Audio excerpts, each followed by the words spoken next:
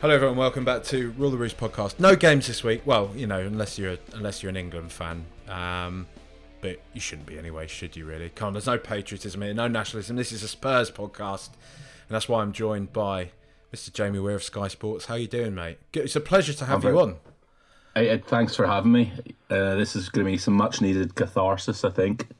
Is this kind of like this is the uncensored version of you, right? We're going to get that's right. Yeah, you're giving me the clean broadcast, Jamie Weir. Right? This is warts and all. Although increasingly I'm becoming that way on air as well. To be honest, I just I'll speak my mind these days. That seems to be the way to go at Sky Sports at the moment. So yeah, I've got some fairly strong opinions on what's going on at the moment. Get a nice letter from Ofcom, I'm sure soon enough.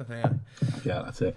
How are you getting on, mate? Anyway, can you let's start with where you've been today. Today being Friday, the 24th of March. Yeah. So dropped off the kids this morning on the school run, ready to go into the office and be the sort of on-set reporter on Conte Watch today. And just after I dropped the girls off, phone rings. Can you get down to Harry Redknapp's house instead? So I've just been down to Sandbanks, just seen Harry, just had a cup of tea made for me by Sandra. And great to see the old boy. He's looking well. Nice to have a chat with him. It's funny, like I was saying to you earlier on WhatsApp, like I know he's quite a polarising figure, but I do have a soft spot for Harry Redknapp. It was a good time, wasn't it? Where did the polarising come from? I mean, I loved it. I loved the Harry Redknapp years at Spurs. As far as I'm concerned, they were just... And you know what? I asked him earlier when I was interviewing, I said to him, Spurs fans just want to be entertained again. It feels like we've had to endure such dour football recently. And I think back to the Pochettino sides, or I think back to your side, Harry, and it was so fun to watch. But I was lucky I had the likes of Luka Modric and Rafa van der Vaart and Aaron Lennon. And as he just kept listing off these players, I was like, fuck yeah, that was such a good side, wasn't it? Like, they were all just so fun to watch, such gifted, entertaining footballers, and wouldn't it be lovely to have that again? I've got to say, first off the bat of that, like, that is an astonishingly good impression, Jamie. Do you know what? That's really good. I actually did my Harry Redknapp impersonation to Harry Redknapp today as well, because I was telling him an anecdote which I love telling people, which is when we played Milan in the 2011 Champions League and obviously won 1-0 out of the San Siro, and Crouchy scored and Joe Jordan took off his glasses and squared up to Gennaro Gattuso, and that famous night took them back to White Hart Lane, goalless draw under the lights, and Sandro was man of the match in that night. That night he was incredible. And the following morning I was sent down to Spurs' old training ground down in Chigwell to do like a follow-up story with Harry Redknapp. And I'd never told Harry this anecdote before, but I decided this morning he was in good form, so I thought this is the time to tell it. And I said, Harry, the following morning I was sent down to the training ground to speak to you, and as the cameraman was getting set up, I said to you, Harry, what about Sandro last night? And you said, oh, no, sadly she couldn't make it. No, she had to stay home and look after the dogs. And I said, no, Sandro, Harry. Oh, Sandro, I thought you meant Sandro. Oh, no, yeah, Sandro, he was terrific. So I told Harry Redknapp that anecdote this morning, and he enjoyed it. So he did. He went down because it's always a risky game, isn't it? Doing an impression of somebody to them, because they might be like, "It's not what I sound like. It's not what I sound like, you tosser." I mean, everybody loves attempting a Northern Irish impersonation with me, and I've heard very few good ones over the years. Oh, how now, brown cow? Yeah, a nice one. Yeah. If you can get how now, brown cow, then you've nailed it. To be honest, yeah. Mate, can you tell that, because I'm sort of, it's like getting into like a nice warm duvet, that talking about like kind of Spurs of yesteryear, these kind of heroic Champions League runs, and your Aaron Lennons, and thinking about like a Sandro Wilson Palacios double pivot in the midfield. Do you know what I mean? Like, it's such a stark contrast to everything. We'll be back there again soon, Jack. Yeah, well, I'm always a strong believer, and it's never as bad as you think it is, and I will be back. There's a lot of good young players. The glory days will be back soon. A lot of good young players, Yeah, we'll get into that. Well, let's talk about somebody else you've met, right? Because that'll probably be more relevant to the here and now, not this trip down memory lane stuff. We got to get over that.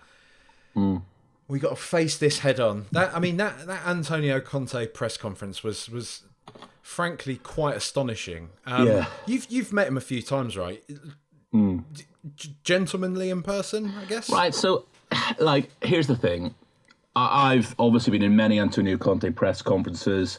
I've interviewed him one-to-one several times as well. I've always really enjoyed chatting to him. I found him really interesting and engaging.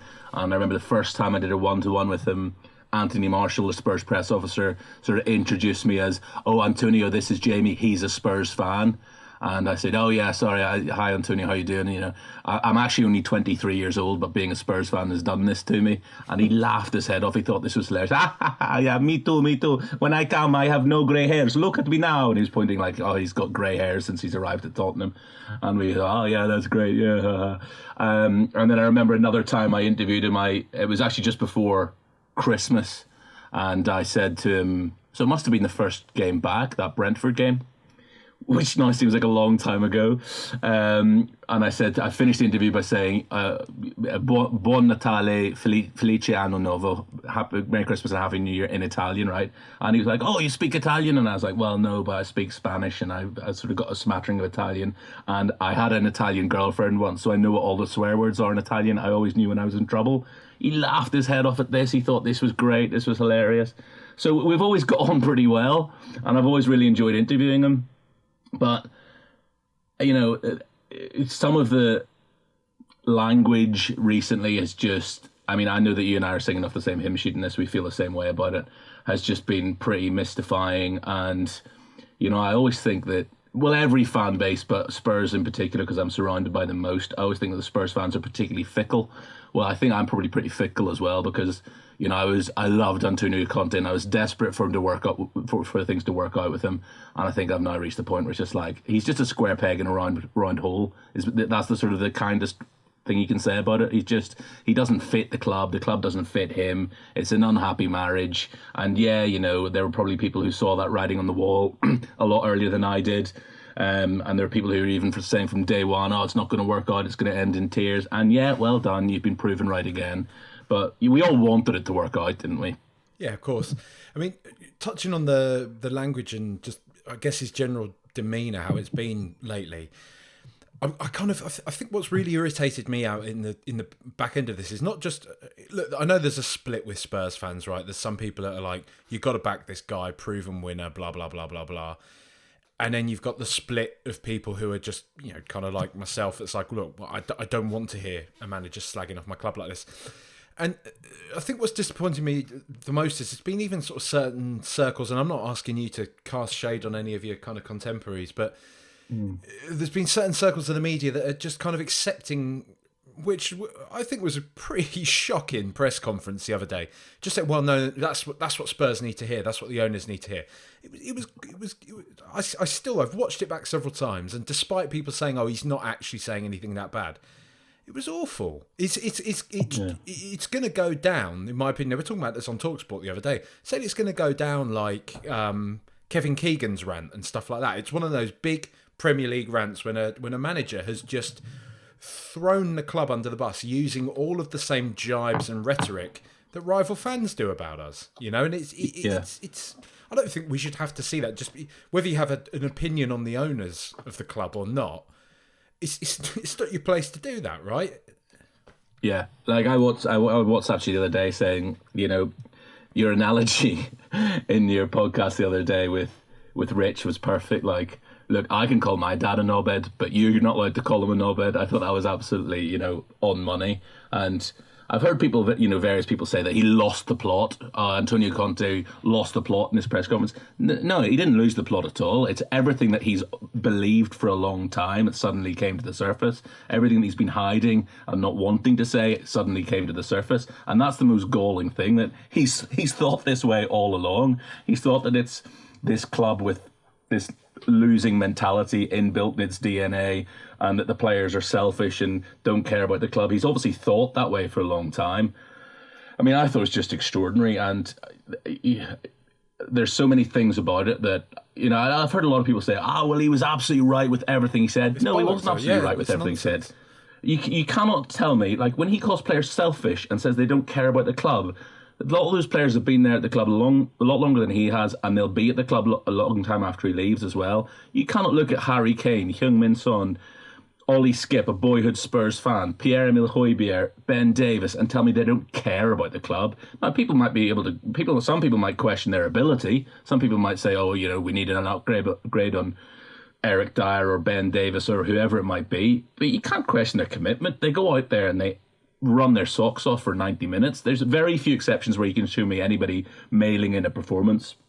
Maybe one Spurs player who's at Napoli at the moment would have been guilty of that in recent history, but I don't look at them and see any lack of desire, lack of heart, lack of work rate, but they are going out there and they are fulfilling the manager's instructions, and we've got a manager who sends them out there to cling on for dear life, hopefully nick a 1-0 win, and that's not playing to our strengths. And look, just looking at that last 10 minutes of the Southampton game, and we're looking at 10 minutes in isolation, but, he takes off Kulusevski and Porro, who'd been attacking threats all game. He brings on Emerson Royale and Pap Sarr, and I'm not saying anything about them as footballers, but they're more defensively minded. Yep. And then you watch the last 10 minutes of the Southampton game, and we just two banks of five just clinging on for dear life, inviting pressure from the team that's sitting bottom of the league. And look, it was a bullshit penalty decision, but is it any wonder then that an equaliser's conceded? Because you're asking for trouble when you play that way. So to then sit in a press conference and say, oh, they're selfish, they lack desire, they don't want to work hard for each other. Nonsense. They've just been set up in a way that is, you're shooting yourself in the foot sometimes.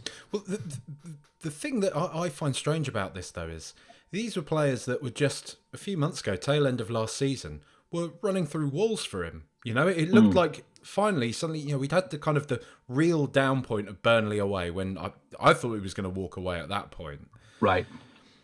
But from that point, it kind of went from strength to strength, and we turned over that Arsenal side who still had that kind of like the goodwill of the public behind them. Really, Arsenal are they are one of those teams that everyone's second team kind of thing. Other than ours. Obviously, even Chelsea fans seem to, have a soft spot for Arsenal, which is just bizarre to me. But so I just find it strange that you're telling me that team that you managed to galvanise, that looked so good at the tail end of last year, that we kind of went into the summer thinking you know what, actually, we might be onto something here. Finally, maybe he's just cracked it. Yeah. And just from that point, Southampton was an all right start, and I guess we battled back against Chelsea. I mean, the start of the season, it was always characterised by this sense that when we actually when we get back into form, we're going to be really good. Totally. But we're getting results and not playing that nicely. But we've just carried on not playing that nicely, and it just but not getting the results. Yeah. So yeah. How are we here? I don't know. And that's the thing. I don't know how it's unravelled so spectacularly and so quickly. And I've heard a lot of people over the last few days sort of compare that Burnley, I'll use the word rant, but I don't like the word rant, but use that Burnley rant and compare it to this one against Southampton. The difference was at Burnley, as you said, like every Spurs fan after hearing that was like, please don't leave, please stay with us, please, honestly, I promise you we'll get better, we'll turn a corner for you. Whereas now after this one's everyone's just like, I'll bugger off then. Yeah.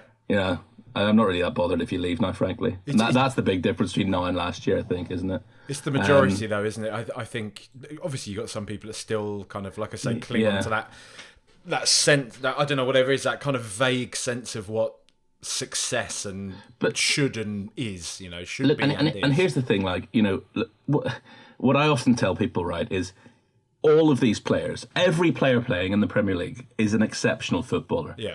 Everybody will always say, oh, Davinson Sanchez is shit. Well, no, he's not. He's an exceptional footballer. To have made it this far, to have made it to this level, they're all brilliant footballers, right? The difference then comes, that final 1 or 2% comes in motivating those players, setting them up to make the most from them. Here's a novel idea, coaching them to improve them as well, coaching those mistakes out of them, saying, have you tried this, etc., etc. Now, if you're one of those players and all you've heard in press conferences over the last few weeks in particular is, this is impossible, my hands are tied here, oh my God, you've got no idea how difficult this job is, we're never going to achieve success here, we can't possibly compete, top 4 would be an absolute miracle, you're going to be thinking, oh, cheers, boss. Oh, I'm absolutely delighted that you've got so much faith in me. I'm going to go out there and run through brick walls for you now.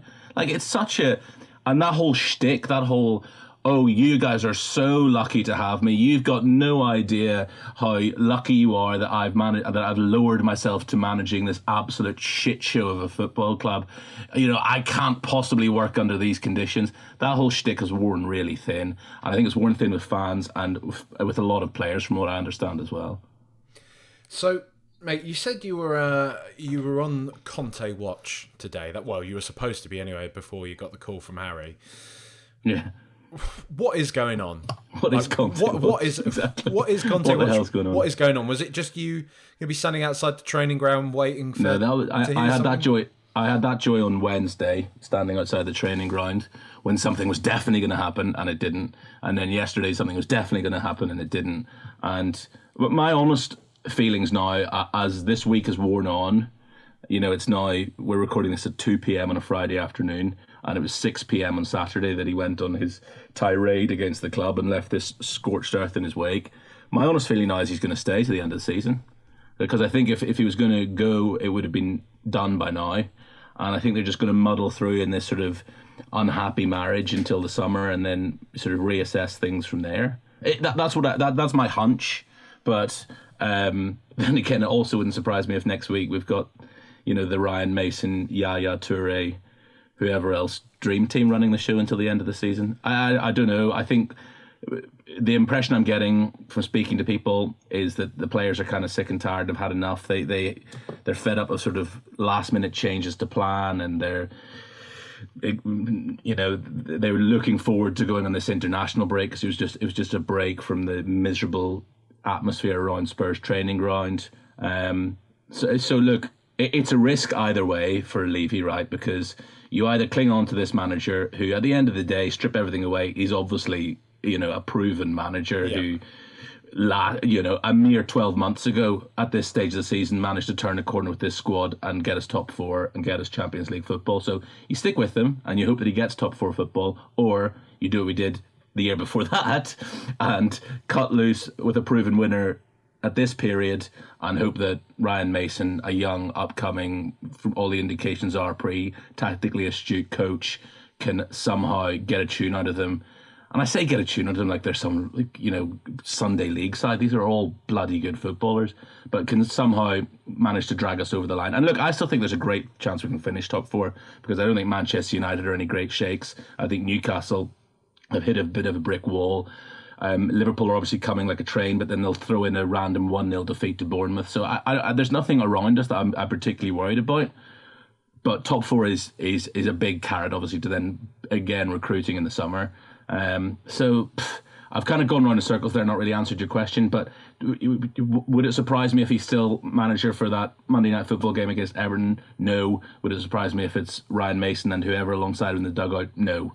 But I mean, that is really drilling down into what the biggest issue that a lot of us have with Tottenham at the moment, which is just this complete lack of communication, that we're all just second guessing. We're just desperate to know what's going on. I heard you say in the podcast the other day, that lot down the road, it sticks in our throat to say it, but they've got such a clear strategy that everyone has bought into, and they're all singing off the same hymn sheet. Whereas at Spurs, it's just this muddled thinking, and what the hell is going on? Nobody knows, and there's mixed messages coming out the whole time. Well, this is the interesting thing. Jack Pitt-Brooke was talking about on the Athletics pod the other day. One of the sort of concerns that people seem to have is that ENIC or whoever it is that is in charge of this type of stuff, they don't really have the best kind of sense of football strategy. And really the idea is just going to be probably, if Conte does go out the door, we'd all be sat here kind of podcasting or writing or whatever, having ideas about who it should be. Julian Nagelsmann, who's provided this kind of curveball, for example, at the moment. Young, progressive, ticks a lot of boxes. But the chances are that for Spurs, it's going to be like, well, Luis Enrique's there, so he won the treble with Barcelona, and he was Spain manager. Let's get him in, But you kind of it leaves me sort of asking, does Luis Enrique's football tiki-taka, does that work in the Premier League? Does that work for Tottenham? Does that work with the type of players we have? Is he a good cultural fit for the club, for the league, for anything? This is where I'm kind of, because this is something we have spoken about before, about the kind of the hesitancy to be fully kind of like, get Levy out of the club, they've done nothing. Look at the lack of success we've had under their, stewardship and those sort of things. These really binary kind of ideas about, totally. What they've achieved or what they haven't achieved. We all know the position Tottenham are in before Enoch and Levy took over, and we can see quite clearly where we are now. We're in a great position to do something. My growing concern, however, is that we're not capitalising on that in a footballing sense, and I don't know if we will. It just kind of, because I don't know if you, on the last pod I was saying, we're all kind of getting emotional about it, and we're all getting kind of like, oh, Conte's got to go. What a disastrous appointment again from Levy and blah, blah, blah. But the non-emotional take is, well, he's got Champions League football twice. Yeah, right. And again, that's another thing that I've heard quite a lot over the last few days is, Levy's got to take the blame for this because he got this appointment wrong again. We were all bloody praising the appointment from the rooftops when he came to the club. So, nobody's got a crystal ball. Nobody knows how things are going to pan out. And look, it's now been twice that they've appointed a manager. And, in Mourinho and Conte, you've got two peas in the same pod there, haven't you? Who are these proven winners who want things a certain way. And when they don't get their way, they throw the toys out of the pram and they leave this scorched earth, as I said before, in their wake. So maybe Daniel Levy should have learned his lesson that it didn't work with Mourinho. It's not going to work with Conte either. But even then, when Conte was appointed, people were saying, but it's not the same as Mourinho because he's still, he's achieving success at the moment. Conte, it's not like Mourinho where it was 10 years ago that he was achieving success. And, he's not an analog manager in a digital age like Mourinho was and blah, blah, blah. So I find it hard to blame Daniel Levy for appointing Antonio Conte because I think 99.9% of Spurs fans, pundits, whoever, thought it was a great appointment at the time. Now, the next appointment is obviously, again, another massive decision. And various managers have got little sort of inbuilt risks that come with them. Luis Enrique's never managed in the Premier League. Ruben Amorim is a young, exciting manager, never managed in the Premier League. Julian Nagelsmann obviously plays exciting football, young, dynamic, exciting. I can see the lure of that as well. There's only one manager out there who we know does know the league and does love the club and I think would unite the fan base. I'm sure I know that there's still a little corner of Spurs fans who are like, no, you never go back, it's never as good second time round. But we all know that Mauricio Pochettino fits Spurs like a glove and vice versa. That's still the one that I want. I don't know what camp you're in at the moment, whether the Julian Nagelsmann curveball last night suddenly, I saw a lot of people sort of saying, look, it's very rare that Spurs have an opportunity fall into their lap like this and they would be idiots to pass it up. So I don't know, are you now fully Nagelsmann rather than Poch? Oh, no, Poch all the way for me. It's got to be that. But it seems, and you'll know better than me on this, mate, it just seems very quiet on that front. It feels to me like it's something that if they really wanted that to happen, it would have happened by now. Or at least we'd be hearing a lot more about it, We talk about the lack of communication from the club, but we generally, when the club want us to know something, we know about it, right? Yeah. That's generally how it works with Tottenham. It finds a way of leaking out whenever they want us to know something. Funnily enough, doesn't it? But I do wonder, because there is that part of me that thinks, there must be at the moment with Conte, and I'm by no means a kind of contractual lawyer or anything like that. But I would imagine it's quite a tricky situation, what with him having this potential season extension. I can imagine, from his perspective, he's probably like, well, I haven't told you if I want to stay or go, and you might be denying me the chance to earn another 15 million quid. I saw it was Matt Law who reported that, wasn't it, yesterday? Yeah. Did I see this 15 million extension if he gets top four? Yeah. I can't remember who it was, but I think it's Matt Moore. He really revels in sticking the knife into Spurs. So he does indeed. Look, I actually don't know if there's any truth in that at all. I mean, I think one thing I can say with 99.999% confidence is he's not going to be manager next season. I think the two options are he either stays until the end of May or he goes at some point next week. I don't see there being any other option. I don't think there's option C, which is he suddenly turns the corner, the players fall in love with him again, and he leads us to quadruple success next year. I don't think that's an option at all. So It's, do you cut the ties now and, £4 million compensation or whatever that means, which, to be honest, in Premier League terms is pocket change, or do you muddle through the end of the season, hope that we can maybe have that top four, and then he rides off into the sunset, never to be seen around N17 again? I think those are the two options. So you would have to be particularly spiteful to then demand £15 million and a contract extension, having made it clear that you don't want to be around these serial losers ever again. Again, I guess in that cold, purely rational sense, is that bit of you fair enough if you did, really. But the Spurs fan in me is like, get out of my club, get gone, get out of it. On leaks and stuff, obviously I'm not gonna ask you to like give out anyone's personal information or anything, but like you must have like a few like people here and there in different clubs and stuff that are like, here Jamie, just to get you ahead of the curve, XYZ, right? A few. I mean, there's other guys in our place, the likes of Darmesh or Cave, who have far better contacts than that. But yeah, no, every now and then you get a little heads up from some people if something's bubbling away, or just, a little sort of nudge, wink, wink. You wouldn't be wrong if you said X, Y, Z, that kind of thing. What's one of the best ones you've ever had, do you reckon? Out in the pantheon of leaks. Pantheon of leaks? I mean, you've really put me on the spot there. I can't think of one now. In football terms, I can't think of one. I've had a pretty good one in a different sport. But that's not really for this audience, I suppose. Yeah, go for it, mate. It doesn't matter. Well, I mean, I got the heads up that Henrik Stenson was going to be stripped of his Ryder Cup captaincy last year, which was kind of a big story that I broke in the world of golf. And that was just from a little sort of nudge, wink, wink. You wouldn't be wrong if you said this sort of thing. But sorry, it's not a great answer. That's all right.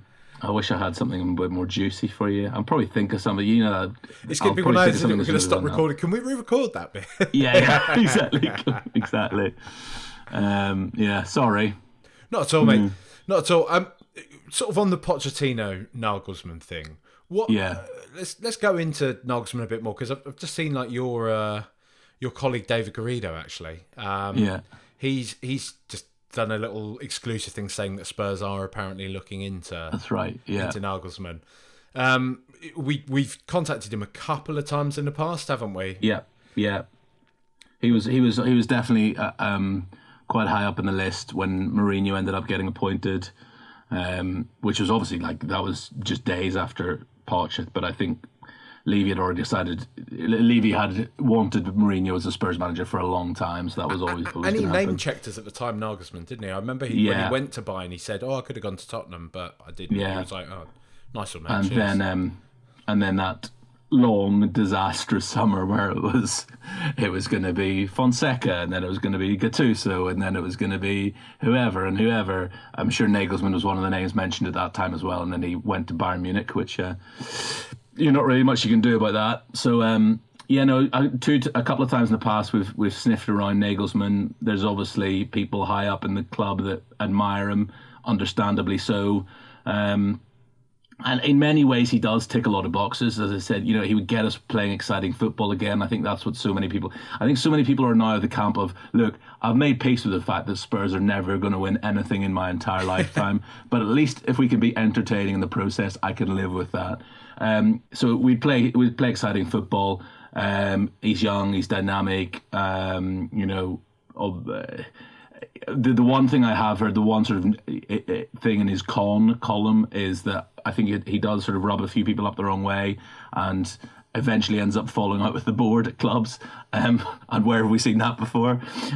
So the Spurs want to get their fingers burned on that score again. I don't know.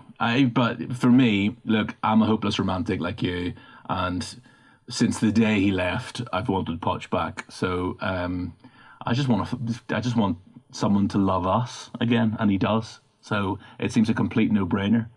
You've met him and spoken to him a few times as well, haven't you? Yeah, I love him.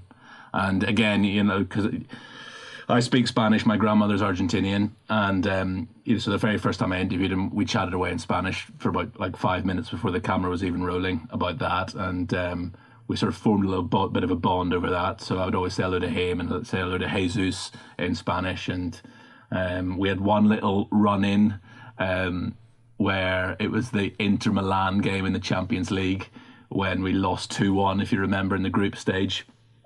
And he hadn't played Alderweireld and somebody else. There's a couple of sort of players that you're like, why did you leave them out? And I asked in the press conference, in hindsight, was it a mistake to leave them out? And he like snapped at me in the press conference. It was the first time that I've ever sort of seen, a bit of a temper on him. And I was like, afterwards, I said to my cameraman, "Oh fuck, I've pissed off Poch. I don't like pissing people off." And I went down to the mix zone and I was waiting to do a couple of interviews there. And all of a sudden I felt a tap on my shoulder and it was Poch. And he'd come and say, "I am really sorry. I sorry I spoke to you that way. I have no problem. It was a good question. I reacted badly." And I was just like, "You didn't need to apologise, mate. I fucking love you." So yeah, he's a top man, and he just loves the club, and he gets the club, and he just, as I said, if Antonio Conte was a square peg in a round hole, Poch is just a man who, like Ross and Rachel, we belong together, I think. Which one of them smells better, Jamie? That's the important question. I don't know. I'm not really sure if. Do you want to know the honest answer to the smell question, right? I bet Antonio Conte wears a big, heavy cologne, right? I bet you. He strikes me as a Creed man, yeah. But it's funny you should say that, because a few weeks ago, when Harry Kane broke the record, Jimmy Greaves' record, the following day I was sent to interview Sherwood as the man who gave him his big break, and he came outside and we chatted away for a few minutes. And as he walked off, I said to my cameraman, "He fucking smells amazing. Did you smell Tim Sherwood?" Tim Sherwood smelt sensational. Did he? So say what you want about Tim Sherwood. Well, there you go. But at least he smelled good. Yeah. Say what you want about the Gile, but I'm often hesitant to say anything positive about Tim Sherwood on here. To be honest, mate, as people know if they've listened down the years. However, he actually had some very good points to make about the whole situation, Antonio Conte, everything like that. He did like a talk sport thing the other day. He was speaking for about 10 minutes about the whole thing, and you could tell they were desperate to kind of like milk anti-Levy lines out of him, but he wasn't giving them anything. I think he was it's pretty rational kind of perspective on the whole thing. And you know what? Obviously, this morning I spoke to Harry about it as well. I said, did you have your frustrations with the board, and how did you get on with Daniel? And he's got nothing but praise to say about him. And I said, look, there are a section of Spurs fans who think he's got no ambition and he's just happy with top four and blah blah blah. And he says that could not be further from the truth. Tottenham is that man's life. He is at that training ground every single morning at the crack of dawn, and he's there till dark every evening. Nothing would give him greater happiness than Tottenham winning the league or winning the Champions League. It is a complete myth that there's no ambition from Daniel Levy. And I thought that was interesting to hear from Harry Redknapp, of all people. But people don't want to hear that, right? I know. A lot of Spurs fans don't want to hear that. But I would say like large sections of the kind of media do still like to perpetuate this narrative that he is, this penny pincher, as people often say. And I think we all know the reasons why this type of language comes into play on these sort of issues. But I don't think he always gets it right. And if I were to, you could even see from just watching something like All or Nothing, which was like a heavily edited thing, he definitely strikes you as like the guy in the office that doesn't really know much about football. I mean, I can't imagine there's many people in your office that don't know much about football, to be fair, but in your average kind of standard workplace, there'll always be that person that will switch on when the World Cup's on and say something like, why doesn't Thierry Henry play for England then? That type of thing. But it seems I always just arrive at this point, right, mate, where I just think, are Tottenham just cursed? Are we just cursed? Yeah, I ponder that on a daily basis, and are we just one big social experiment to see how much misery you can inflict upon a group of people before they finally snap? Right. Because I was thinking about this the other day. I'm 40. I turned 40 2 months ago. And I always get asked, how come you're a Spurs fan? Because if you grew up in Northern Ireland in the 1980s and 90s, you're invariably a Manchester United fan or a Liverpool fan. And somehow I slipped through the net. I still don't have an answer for why I'm a Spurs fan, but here you go, there I am. So as somebody who was born in 83, I vaguely remember the 91 FA Cup final. I know that I was wearing a Spurs shirt for it because I've seen a photo of me watching it wearing a Spurs shirt, but I don't really remember it because, let's face it, we don't remember things from when we're 8. So if I think of the fact that I've been a Spurs fan for 30 years that I can probably remember, we've won 2 League Cups. I mean, it is miserable, isn't it, when It's you think of it unreal, that way? It's so strange. But I do. But the only other thing I would say as well is, and a lot of people will probably listen to this and go, yeah, but you would say that. But what I always say is, being a fan isn't necessarily about winning trophies. It's about the moments and the memories you have along the way. And okay, there was no trophy to show for it at the end of it, but scoring 3 second half goals in Amsterdam in the second half of a Champions League semi-final, that is a moment that you're going to remember for the rest of your life. I don't care if there was no trophy to show for it. I'm sure Spurs fans will remember that night a lot more than Manchester City fans will remember yet another League Cup win. Do you know what I mean? I think it's about the moments as a fan. Maybe as a player, it's about the number of pots and pans you win in your way. But as a fan, it's about those moments. Well, even for us, like I remember the 2 League Cups as well. It was lovely beating Chelsea, especially that was like a prime Chelsea team as well. That was a real, really in the. We don't want to say this type of stuff, but it was a giant killing of sorts at the time. Us beating that Chelsea side, it was amazing. But as you say, doesn't remotely compare to something like Amsterdam at all. No, that's. It's just one of the greatest memories in the club's history, And I think, talking on that Chelsea point there, and us sort of pondering as to whether or not Spurs are cursed or not. Cursed. I know there's outliers. You've got Leicester's, you've got Wigan's, but Spurs still consistently overperform. This is it. The ultimate point is we have absolutely no right to demand that we win stuff when there are teams like Manchester City and Chelsea, even Manchester United about. Newcastle now as well. Chuck them into the mix as well. They're going to be Premier League champions in the next decade. We all know. We all know that's going to happen. And it's not to take anything away from Eddie Howe. He's done a fantastic job, but it's not down to Eddie Howe that's going to see Newcastle win the Premier League. I mean, it may be in part, but.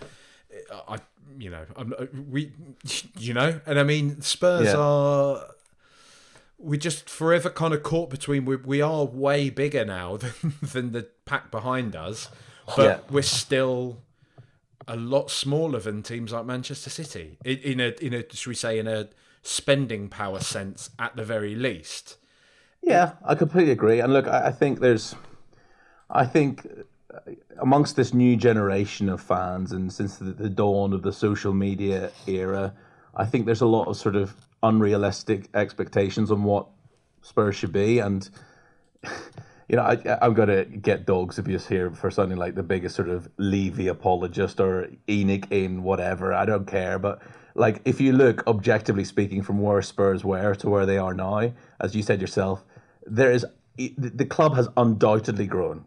Like, it is, we do have the best stadium in the world. I don't care if people say, well, it doesn't matter if you've got the finest house, if there's no furniture in it. The fact is we've got one of the best stadiums in the world. Daniel Levy built that.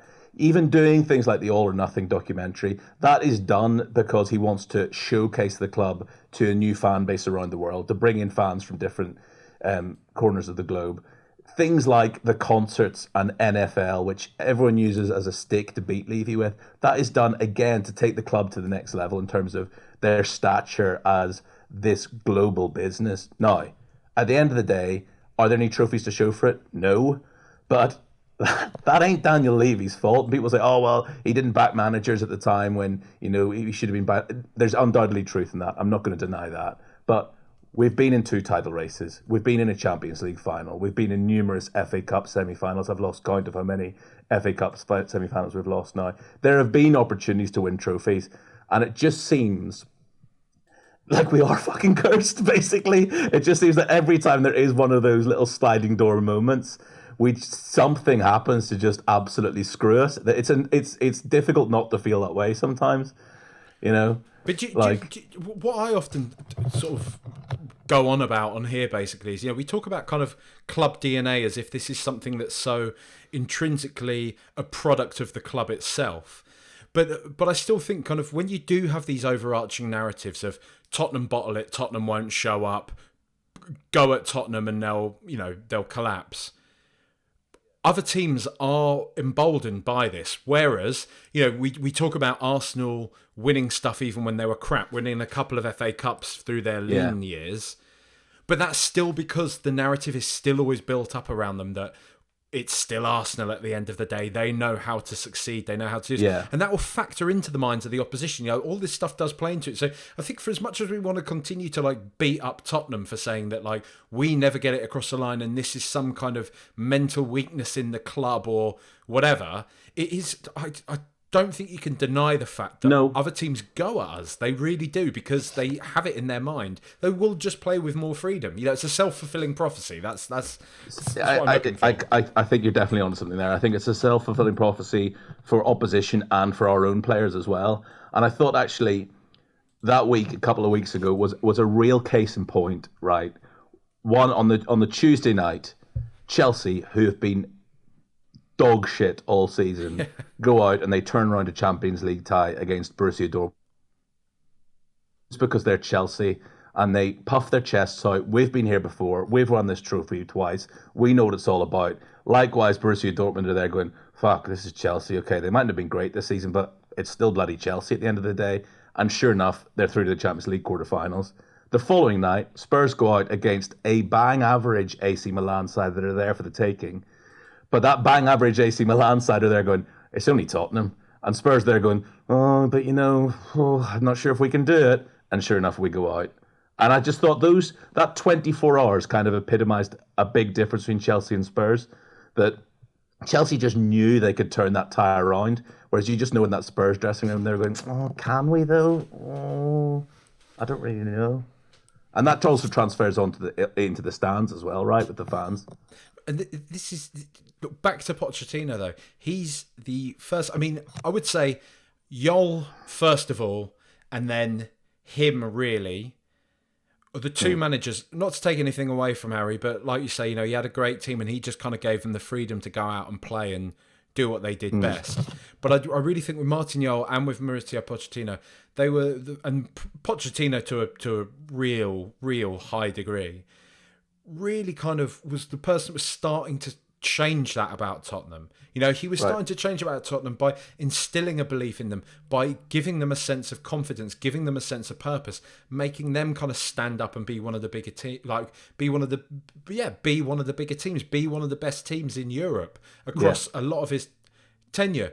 I don't buy this idea that we have to achieve that by having somebody like Antonio Conte come in and basically publicly slate them all constantly.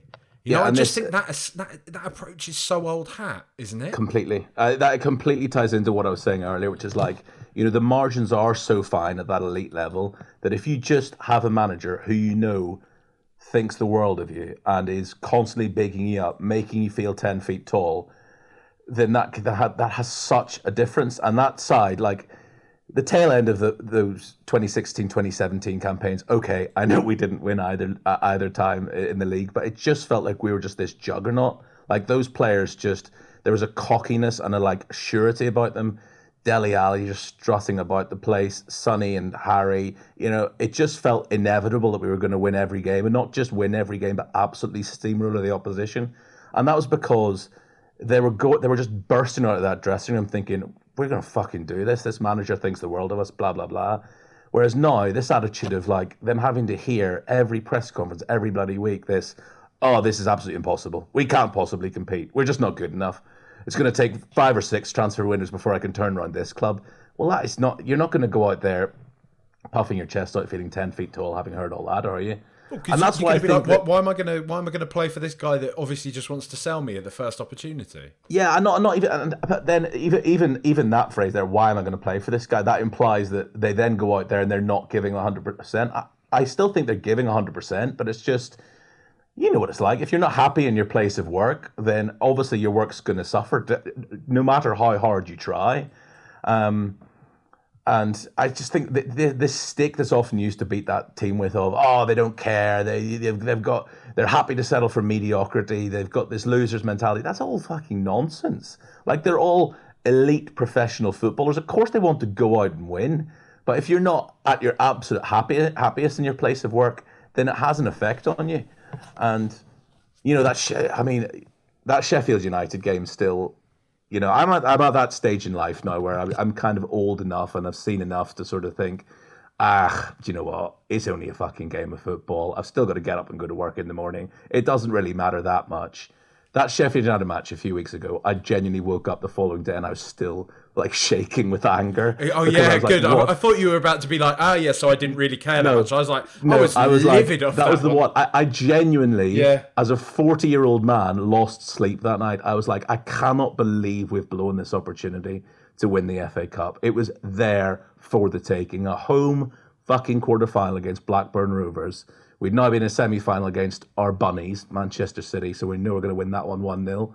And then into a final against either an average Manchester United side or a very beatable Brighton side. Anyway, I was like literally still so angry to follow that Thursday morning. And I just thought, what a missed opportunity. And then I go on to that bloody cesspool app and everyone's going, typical fucking Tottenham, the players don't care. No, the players do care. But 11 players who'd never played a single match together were thrown out in that pitch and told, go out there and beat the second best side in the championship, go on. I was like, it doesn't just work like that. You can't just click your fingers and expect them to all be, sing on the same page, for passes to stick. It takes time for that to happen. And I just thought it was such an arrogant attitude to go out there thinking we're definitely going to win this. It's Sheffield United. Anyway, I've kind of gone off at a tangent there. No, it's absolutely fine, mate. I've gone on a bit of a rant of my own. You've listened to this pod before, that's what this pod's all about, tangents. Yeah, but my underlying point is the players do care, but the players, I think, need to feel that they need to be happy in their place of work, essentially what I'm saying, and they're not happy at the moment. And the person who would make them happy again is Mauricio Pochettino.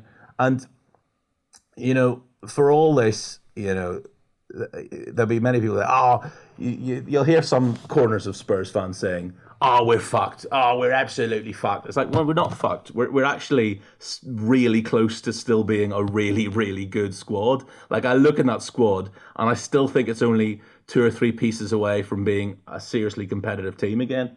And you just need to look at sides like Manchester United this season when they've brought in a manager who has just, bought into the ethos of the club, bought into them. Look how quickly they've turned it around. Pains me to say it, but Arsenal, all they've done is bring in a couple of proven winners like Zinchenko and Gabriel Jesus.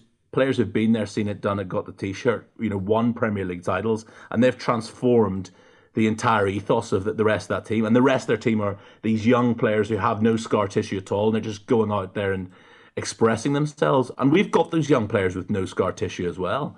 So, I really think that, I'm one of those very rare things, which is a glass half full Spurs fan. But I really think we're still not a million miles away. I always believe that, and I will continue to believe that. And I think bringing a manager who will get those players falling in love with each other again, falling in love with the manager again, going out there, full of belief every week, couple of signings, and we can be competitive again. I mean, I say the word competitive like we're not competitive now. We were fucking one bad penalty decision away from being third in the Premier League 5 days ago. But this is the mad thing, right, isn't it? That despite everything that we're saying, either about Conte or about these players or about the squad, the club being poorly managed and everything, as you say there, we were one bad penalty call away from being third in the Premier League. And I know that's probably not, that's kind of partly reflective of the mistakes and such that other teams have made, but we're still there. We're still in that position. We're not making those mistakes. So there's got to be something going, right? Yeah, totally. And people will, bemoan throwing away a 2-goal lead at Southampton or losing away at Wolves or getting absolutely hammered by Leicester a few weeks ago. But they'll sort of conveniently gloss over the fact that we completely controlled the game from start to finish against Chelsea a few weeks ago, that we did a job on West Ham. West Ham barely even had a shot on target in that game. That the Manchester City game, I mean, that was, how long ago was that? 6 weeks ago? Hear some Spurs fans speak at the moment, you'd think it was 2 years ago. It's like we completely outplayed the best team in the league 2 months ago. So it can happen. I mean, they're all quality players. They just need, as I said, a manager who trusts in them, who builds up their belief, who, whatever. But I think there's enough young, exciting players in that squad that with a couple of astute signings, and look, let's face it, most of our signings have been pretty decent of late. I still think we can be a force next year. Let's end on a happier note, mate. For now, anyway. Harry Kane, he's now England's all-time top leading goal scorer. He overtook Wayne Rooney last night with a penalty, which obviously was much to the mirth of rival fans. Tap-in merchant, penalty merchant, all that type of thing. Yeah. This whole sense that he's always going to be remembered as the guy that won nothing unless he leaves Tottenham. Alan Shearer, okay, he won a Premier League, right? He won one Premier League with Blackburn Rovers, a side that's largely forgotten. Not even just the side, the club itself. Most probably international fans probably don't even know who Blackburn Rovers are, Alan Shearer's not remembered for winning one Premier League. Alan Shearer's remembered for his goal-scoring exploits. Is that enough for Harry Kane, though, do you think? I said I was going to end this on a happy note, but is it enough for Harry Kane, do you think? And regardless of that, just give us some love, mate. What do you think about the guy? He's a sensation, right? He's our top scorer and England's in one season. Unbelievable. And I'll start off by saying that my gut instinct, which has been wrong in the past, but my gut instinct is he's going to stay at Spurs. I can't see him leaving, is how I feel. I don't think he's going to leave this summer. I thought a couple of years ago when he was clearly making overtures to move to City and it didn't happen, I thought that was his one big chance. And I don't think also, I just think he's really happy. I think he loves being at Spurs.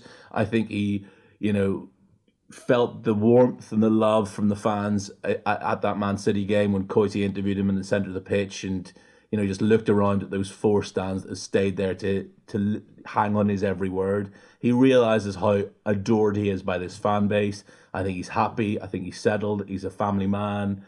I don't think he wants to sort of uproot it all just to go and... Look, I think sometimes you need to sort of detach yourselves as fans and think, look, winning trophies is important for players. Of course it is.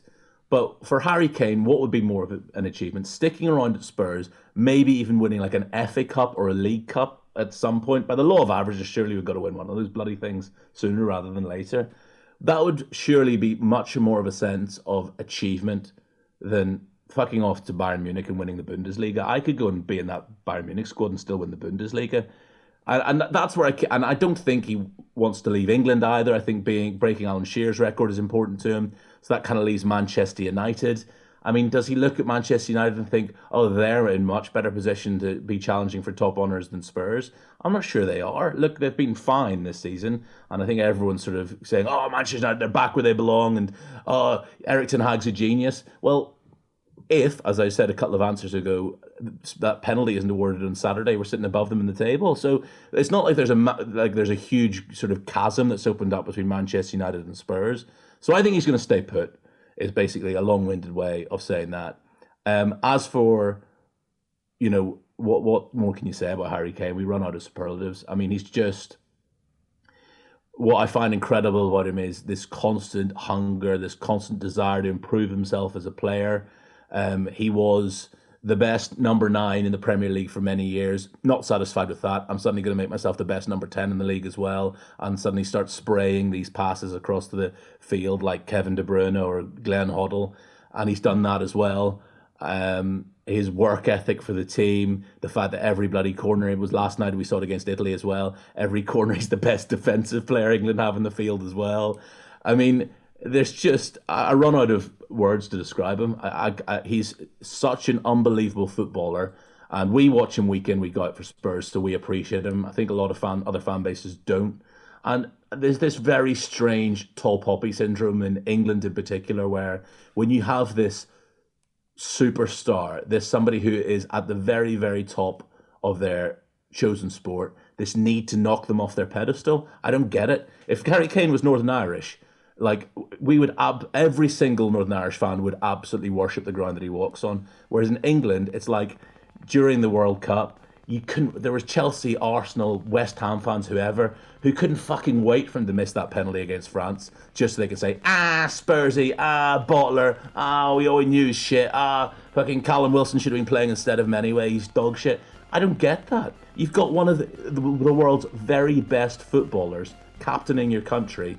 You should all absolutely love him, because he's never once let his country down, and he's never once let his club down, and I just love the guy. And I think he's an unbelievable footballer, an unbelievable human being. The way he represents his country, the way he represents his club. Every single manager I've spoken to says they wish they could have 11 Harry Kanes. I mean, what more can you say about the guy? Let's just soak up and appreciate every moment we have with him, because we won't see his like for a long time ever again.